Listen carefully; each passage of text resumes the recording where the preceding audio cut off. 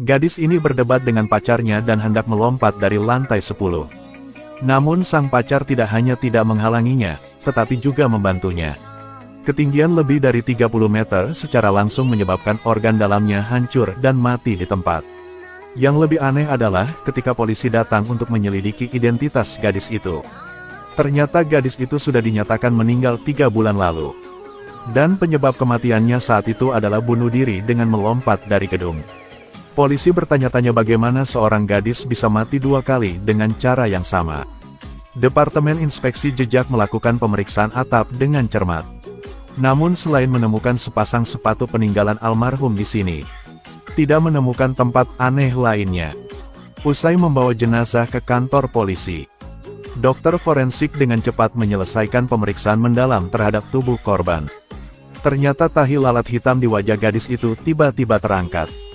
Bahkan rambut hitamku yang baru diwarnai.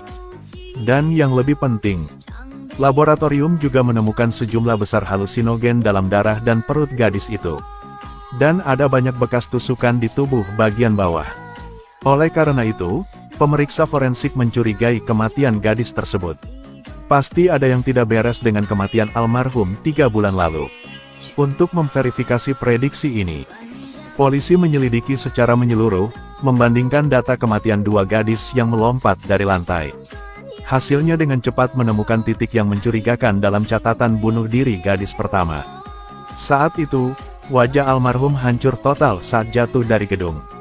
Petugas polisi di gardu hanya mengandalkan KTP dan ponsel gadis itu, memastikan identitas almarhum. Dibandingkan dengan penampilan lengkap gadis yang baru saja melompat dari gedung, korban ini adalah pemilik sebenarnya dari surat-surat ini, Li Xiaohui. Oleh karena itu, polisi menduga keduanya diduga bunuh diri dengan melompat dari jembatan. Itu kemungkinan kasus pembunuhan berantai yang direncanakan. Setelah membaca informasi tersebut, Kapten Aying juga menemukan sesuatu yang aneh. Artinya, ketika kedua orang mati itu melompat dari gedung, mereka tidak hanya memiliki rambut hitam pendek yang baru saja diwarnai. Dan ada tahi lalat kecil di tulang pipi wajah. Ditambah halusinogen pada orang mati kedua.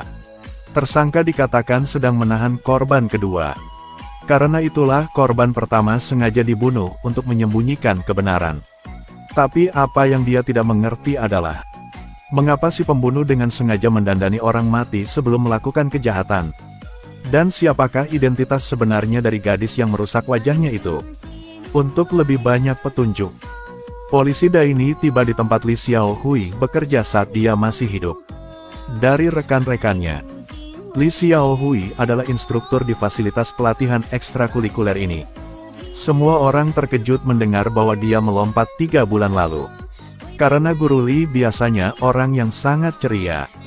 Namun, penyelidikan polisi tidak menemukan tersangka pada saat itu. Jadi ini akan berlalu dengan cepat. Ketika Daini mendengarnya, dia bertanya-tanya apakah ada yang tidak biasa pada Li Xiaohui sebelum dia melompat dari lantai. Gadis itu memikirkannya dengan hati-hati. Katanya dia baru ingat kalau Nona Li sepertinya sedang membicarakan pacar yang sangat misterius saat itu. Dikatakan bahwa pihak lain kaya dan mengendarai mobil sport. Saat itu, semua orang mendorong Ms. Li untuk membawa pacarnya agar semua orang bisa bertemu. Tapi pacarnya sepertinya sangat sibuk. Sudah berkencan berkali-kali dan belum melihat wajah aslinya. Jadi orang masih bercanda tentang apakah Guru Li berbohong. Daini tiba-tiba merasa pacar korban ini mungkin punya masalah. Gadis itu kemudian mengeluarkan sekotak bekas peninggalan Li Xiaohui. Dia berpikir karena Tie Tue tidak memiliki kerabat di kota ini, jadi ini tidak pernah diambil. Setelah Daini melakukan pemeriksaan pendahuluan terhadap isinya, tak disangka, sebuah jam tangan pria ditemukan di dalamnya. Jika arloji ini milik pacar almarhum, sidik jari orang tersebut kemungkinan besar ada di sana. Tapi saat dia akan membawa bukti-bukti ini ke kantor polisi, tidak sengaja menabrak seorang pria di sudut jalan. Pria itu meminta maaf untuk membantunya membersihkan barang-barang di tanah. Melihat itu, Daini segera memintanya untuk meletakkannya. Karena sidik jari orang yang tidak terkait di atasnya akan sangat mempengaruhi penilaian polisi. Di kantor polisi di sisi lain, Aparat kepolisian membandingkan ciri orang pertama yang meninggal 3 bulan lalu dengan daftar orang hilang. Ditemukan bahwa ada seorang gadis bernama Zulan, dengan tahi lalat hitam di wajahnya. Dan lebih kebetulan lagi, orang mati itu juga seorang tutor di sekolah menjejalkan. Meringkas terlalu banyak kesamaan antara dua gadis yang melompat dari jembatan. Yang tersangka sering memilih target untuk melakukan kejahatan. Tapi apa yang orang tidak mengerti adalah, mengapa si pembunuh menyukai karir sebagai konselor? Dia fasih dalam psikologi kriminal, memberitahu semua orang. Pada umumnya pembunuh berantai dengan label yang kuat untuk kejahatan seperti ini. Mereka akan dengan sengaja mengembalikan adegan tertentu saat melakukan kejahatan. Untuk mendapatkan kepuasan membunuh diri sendiri. Dan kedua kali korban memotong pendek rambutnya dan memiliki tahi lalat di tubuhnya. Ini berarti dalam kehidupan seorang pembunuh. Orang yang kemungkinan besar memiliki karakteristik serupa dan penting bagi mereka. Pemeriksa medis juga membuat penemuan baru saat memeriksa sepatu almarhum. Laporan menunjukkan banyak kotoran kuda tertinggal di celah-celah sepatu. Peternakan kuda biasanya menjadi tempat orang kaya sering nongkrong. Seiring dengan petunjuk penyelidikan, Daini menemukan bahwa pacar almarhum sedang mengendarai mobil sport. Aying menduga bahwa pembunuhnya mungkin adalah seorang pria dengan karir yang sukses. Berpikir di sini, dia segera mencari Daini dari latar belakang orang dalam. Dan biarkan dia menemukan petunjuk untuk menyelidiki sumber halusinogen tersebut. Karena orang yang biasanya membeli ini adalah beberapa pemalas. Dan tidak akan mudah untuk membeli lagi. Daini mengikuti instruksi Aying dan menemukan beberapa penunggang kuda yang berpengetahuan luas. Setelah bertanya kepada mereka, salah satu anak laki-laki itu berkata kepada Daini, 3 hari yang lalu, seorang pria mengendarai mobil sport untuk membeli obat. Dan dia sangat murah hati. Tapi karena pihak lain bertindak hati-hati, dia tidak bisa melihat dengan jelas. Saat itu menurutnya mobil sport itu keren. Jadi perhatikan plat nomor mobil itu. Aying menerima berita itu dan segera menyelidiki plat nomornya. Informasi menunjukkan bahwa pemilik mobil tersebut adalah seorang pengacara bernama Zhu Tian. Dan orang ini memiliki rekor penjualan reguler di arena balap. Setelah mendapat petunjuk, Aying segera menggiring orang untuk menemukan Zhu Tian dan menggeledah rumahnya. Bawa dia kembali ke ruang interogasi di kantor polisi. Aying mempertanyakan keberadaannya pada saat kejahatan itu terjadi. Sebagai seorang pengacara, Zhu Tian mendengar bahwa dia terlibat dalam pembunuhan itu. Sejujurnya, dia telah bekerja lembur di sebuah firma hukum akhir-akhir ini. Dan firma hukumnya tidak hanya mengawasi, tetapi juga memiliki rekan-rekan lain yang bisa bersaksi untuknya. Tentang membeli narkoba di jalan. Dia pikir seseorang memalsukan plat nomornya. Sangat cepat. Polisi Xiao Ma memverifikasi kesaksian Zhu Tian. Entah itu pengawasan atau saksi. Itu bisa membuktikan bahwa Zhu Tian benar-benar tidak punya waktu untuk melakukan kejahatan. Setelah mendengar ini, Aying merasa bahwa pembunuh kali ini memiliki perasaan anti pengintaian yang kuat.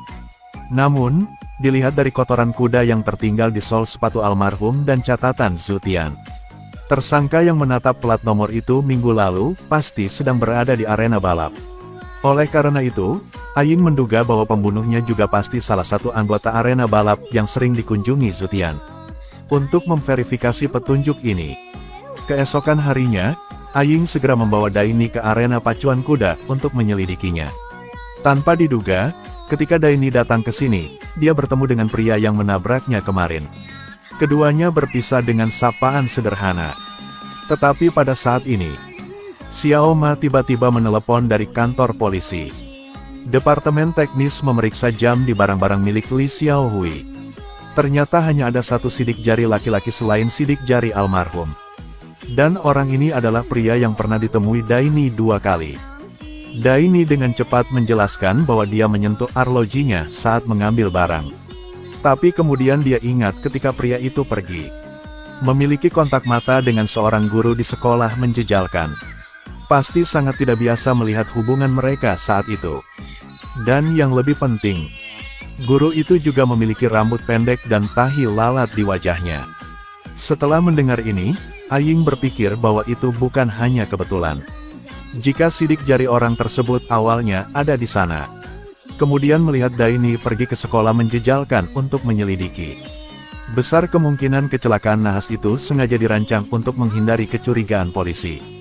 Jika orang ini benar-benar seorang pembunuh. Kemudian target berikutnya mungkin adalah guru yang melakukan kontak mata dengannya. Untuk memverifikasi prediksi ini, keduanya segera pergi ke kelas pelatihan lagi untuk menyelidiki. Seperti yang diharapkan, orang yang bertanggung jawab di sini berkata, hari ini ada seorang guru bernama Wang Lin yang tidak meminta cuti, tetapi pergi dengan sukarela. Dan telepon pihak lain terputus. Pria di foto itu terlihat familiar. Karena beberapa hari yang lalu Wang Lin menelepon seorang pria bernama Abang di seberang jalan saat dia pulang kerja. Namun karena jaraknya yang relatif jauh, pihak lain memakai kacamata hitam. Hanya terasa seperti orang ini dari kontur wajahnya. Setelah memastikan tersangka, polisi segera membawanya ke ruang interogasi. Namun di hadapan interrogator, pria itu tampak sangat percaya diri. Dia bilang namanya Li Wei, bukan Abang. Dan aku tidak kenal Wang Lin. Dia kebetulan lewat ketika dia pergi ke sekolah menjejalkan hari itu. Aying meramalkan bahwa orang ini tidak akan mengaku dengan mudah. Tapi selama polisi menemukan guru wanita itu, dia akan berhenti menyangkal. Maka semua kebohongannya akan mengalahkan dirinya sendiri. Untuk mengetahui keberadaan Wang Lin, polisi pun langsung menggeledah keberadaan pria tersebut. Tetapi petugas polisi dengan hati-hati memeriksa setiap kamar dan tidak menemukan jejak Wang Lin. Namun, Aying secara tidak sengaja menemukan sebuah foto di rak buku. Dan orang-orang di foto itu adalah Li Wei SMA dan seorang gadis dengan tahi lalat di wajahnya. Setelah meninggalkan rumah, Aying curiga gadis di foto itu pasti sangat penting bagi Li Wei. Dan mungkin saja dia adalah penyebab perubahan mentalitas Li Wei. Mempertimbangkan gaya tindakan hati-hati Li Wei, Aying curiga bahwa dia seharusnya memiliki markas khusus untuk menahan gadis-gadis. Dan pangkalan itu mungkin tidak akan terlalu dekat dengan rumahnya. Jadi Aying segera memerintahkan semua orang untuk memeriksa mobil orang ini dengan hati-hati. Sebenarnya, setelah Departemen Teknis memeriksa mobil sport Li Wei, tidak hanya menemukan banyak kotoran di atasnya, dan ada banyak serbuk besi dan oli mesin di celah ban. Sepertinya mobil ini baru-baru ini harus pergi ke pabrik terbengkalai di pinggiran kota atau di pedesaan. Setelah mendapat petunjuk, polisi segera mengorganisir pasukan polisi untuk menggeledah semua lokasi yang memungkinkan. Untuk mengetahui kelemahan Li Wei, dia pergi ke rumah gadis itu untuk berfoto dengan Li Wei sesuai dengan foto dari ibu gadis itu. 12 tahun yang lalu, putrinya Xiao Yu adalah seorang guru SMA. Saat itu, karena Li Wei adalah murid terburuk di kelas. Apalagi orang tuanya meninggal lebih awal. Jadi Xiao Yu lebih sering merawat bayi ini. Tapi hanya karena dia sering pergi ke rumah Li Wei sepulang sekolah. Sekolah mulai menyebarkan desas-desus bahwa dia memiliki hubungan yang tidak bersih dengan siswa. Kemudian rumor itu semakin parah. Untuk membuktikan dirinya tidak bersalah, Xiao Yu memilih untuk melompati tangga.